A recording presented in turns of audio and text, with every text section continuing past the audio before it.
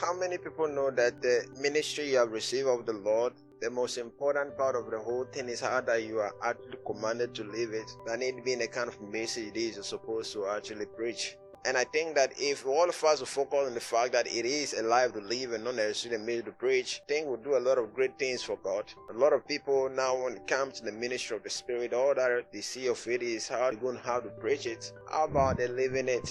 I thought the living should actually already do the preaching for you. Because if you are literally living a life of God, it already becomes a message for people to follow. That the eternal life is just not a profession. I've seen some just keep telling themselves that you have. It is supposed to naturally be a kind of life you should be living, which is beyond just something you just spreading across all around the world and telling people that that's what the eternal life is about. That is why most of the people that have really come to understand the calling of the Spirit, they don't really care about the front stage or the limelight. They don't care about popularity. They don't care about being famous. Because the only joy that you have, it is about living out the life of God. And if that's all you have, that's everything you really need, that's the most satisfactory part of the whole thing. Last time, we're learning about holding fast on your profession, talking about you laying hold on eternal life and all. Now that, of course, if you're talking about your profession, we're talking about the kind of life it is you're supposed to live. Understand that it's really not talking about how you're going to have to necessarily preach it. It doesn't really take the preaching out. It doesn't really matter who is living it with you.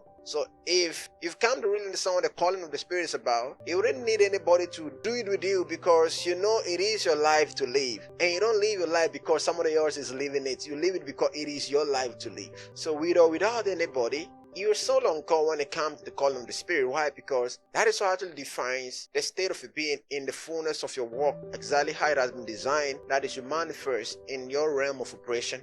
So it doesn't really matter who else is doing it with you. You find comfort living the life of God with or without anybody.